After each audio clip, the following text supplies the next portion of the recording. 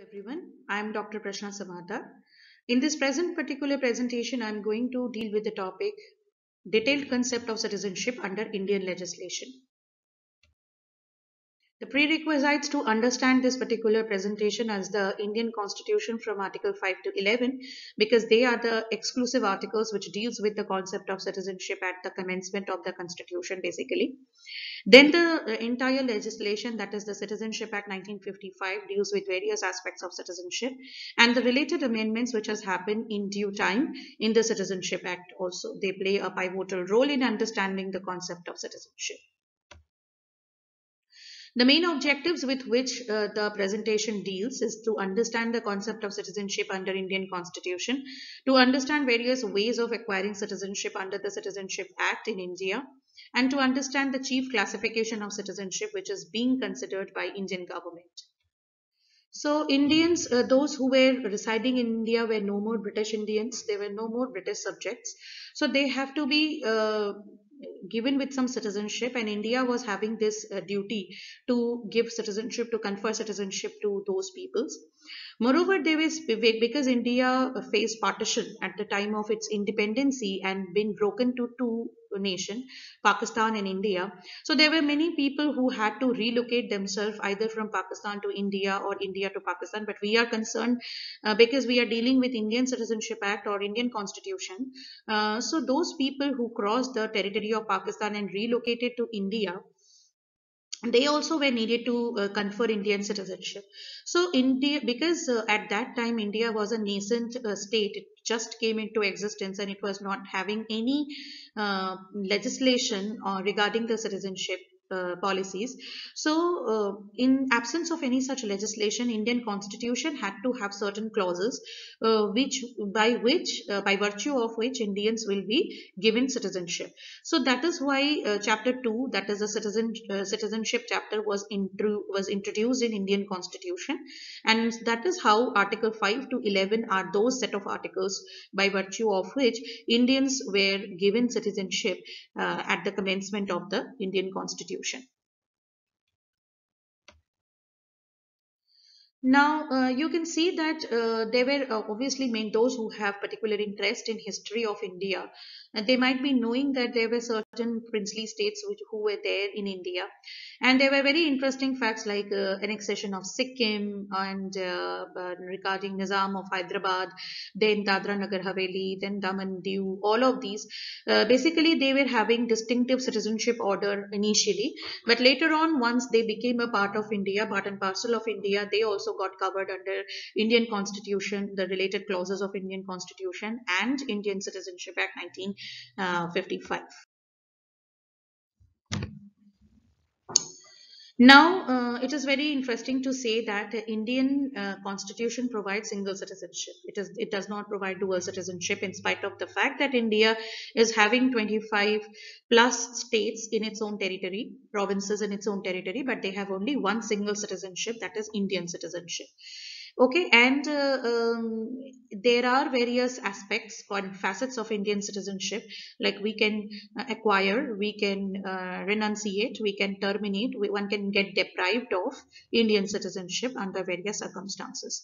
And as I have said previously also, that citizenship in India can be taken through four basic ways, that is by birth, by descent, by registration, and by naturalization.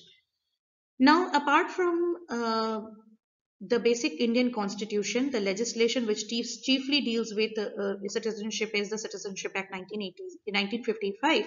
And in this particular Citizenship Act, the original Citizenship Act, later on many amendments have been done as per the requirements or the need of the time.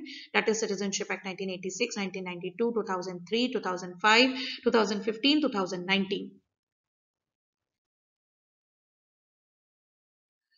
Now, this is the detailed process of acquiring citizenship. So, acquiring, as I have said, a person in India can acquire citizenship through birth, through descent, through registration, through naturalization.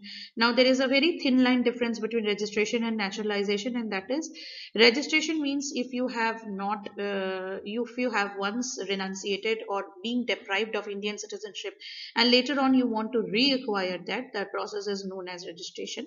And And if you were never an Indian citizen beforehand and you just now want to become an Indian citizen, then the process which is being followed is the naturalization process.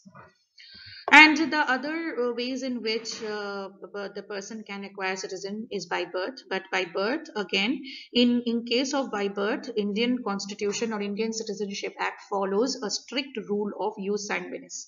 That means till a certain point of time it was jus soli. But looking into various infiltration, because India is a country where all of us know that a lot of population takes refuge, from historical period till now, there has been constant inflow of people from the neighboring states. So looking into various factors and aspects and security issues, and there are many other plethora of aspects which are there. This absolute practice of jus soli was stopped years ago, and from then we started considering the fact of jus sanguinis. Then we have also citizenship by descent, that is by blood ties, which I have said. Even if the person is born outside India, then and if is desirous to have Indian citizenship, then how Indian Citizenship Act caters them. So that is what has been basically covered in these particular clauses. This can be read and it can be understood. There are many years and cutoff dates which has been provided, but these cutoff dates, every cutoff dates have their own significance. Looking into the contextuality of that cutoff date, looking into the every cutoff date has their own contextuality. None of the cutoff dates have been given just for the fact of giving it. Now, citizenship of naturalization, as I have said, is obviously there. Citizenship of India by naturalization can be acquired by a foreigner, obviously not an illegal migrant, who is ordinarily resident in India for 12 years and other qualification as specified in the third schedule of Indian Citizenship Act. So there are various other compliances which a person has to need to naturalize to Indian citizen, being an Indian citizen. Now, as I have said in my previous slide, that there are classification of citizenships. Now, there are citizens who are originally citizens in India, who have taken birth in India, who are growing in India, or who uh, in the wake of taking better life or having a better life have moved out of India, but they somehow, because their kids now are desirous to continue with Indian citizenship, they apply for Indian citizenship through registration, or they can also adopt Indian citizenship through their descent. But apart from that, there's something called OCI, Overseas Citizenship of India. Now it's a very interesting concept. That what is OCI? OCI means that suppose someone is not staying in India for a long time. They have moved from India like 50 years ago or something like that, and they are settled somewhere else in a foreign land. But due to some issue, due to some business connection or family connection or something like that, they have to constantly come to and fro, make a frequent move to India. So, if a person has to make a frequent move to India, every time clearing the migration, every time applying for visa, every time renewing the passport, of course, renewing passport is there, but applying from visa, then clearing the visa becomes an arduous task for the individual also and for the office concerned also. So, what has been found out by Indian government that for those people who very frequently makes a visit to India, they can be given a status, and that status can be enjoyed by them in certain set of rights. Not all the rights can be conferred to them, like there are some rights like right to vote. Right to vote is not available to overseas citizenship of India. They cannot vote for Indian elections, neither they can stand in elections. So there are certain set of rights which cannot be conferred to them, because obviously they are enjoying citizenship rights of some other country, and India as a country does not believes on dual citizenship. So obviously we will make a mistake if we understand overseas citizenship of India as a concept of dual citizenship. This is absolutely not dual citizenship. Dual citizenship means full-fledged citizenship rights.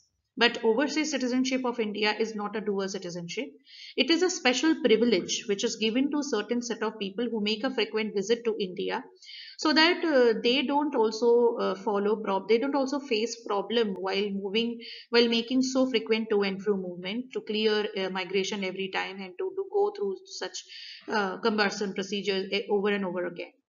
So because of that, it is that this OCI card is given to people, so that if you show OCI card, you will be considered that yes, you are some person who is, of course, your objectives or your motto to come to India has to be disclosed properly. But if you have a OCI card, there are various array of rights which are available to such people, but and not to the foreigners or not to the occasional visitors to India. So for that purpose, OCI card status has been given. Now there is something called PIO also, Person of Indian Origin Card. However, in the post 2015 amendments, this OCI and PIO card has been coagulated. Uh, but until 2015, it has been made singly as OCI card. But until 2015, the PIO, Person of Indian Origin Card, was very much into practice. So we should also understand what was that concept, because that also plays a pivotal role in the concept of citizenship rights and immigration in India, basically. So, person of PIO means there's some identification issued to an individual who held a passport in a country other than Afghanistan, Bangladesh, Bhutan, China, Nepal, Pakistan, and Sri Lanka, and could prove that their Indian origin up to 3 generations before. So there are certain, like as I said, that there are certain people who are desirous of holding Indian citizenship, so they can acquire it through descent. But if they are residing in those countries except Afghanistan, Bangladesh, Bhutan, China, Nepal, Pakistan, Sri Lanka, they can do so by showing that their 3 generations, still 3 generations before, like their great grandfather or grandmother was an Indian by birth or by descent. So by that way, they can also they have a way to get the citizenship through descent. So that how it will be established. So for establishing such connection, PIO card used to be given, but not to those people who used to reside in these countries which has been named here. Basically, the South Asian states who are the direct neighbors of India and China also. So, but now, as I have said, PIO concept is no more into existence. This is just OCI, which is comes into practice, and OCI card is given to all of those people. And these exception countries has also not been considered as exception in this particular categorization. Now, at the end of the this particular presentation, there are again some practice questions. Now, what is Indian citizenship under Indian Constitution? What is Indian citizenship under various legislations, specifically Indian Citizenship Act? What are the various ways of acquiring citizenship, and what are the chief classification of Indian citizenship do we have? So these are some of the questions which we can practice, and if we practice all of these questions, I hope the entire presentation becomes very fruitful for those who are listening to this particular presentation. Thanks a lot for a patient hearing. Hope to see you again in some of my other presentations. Thank you so much.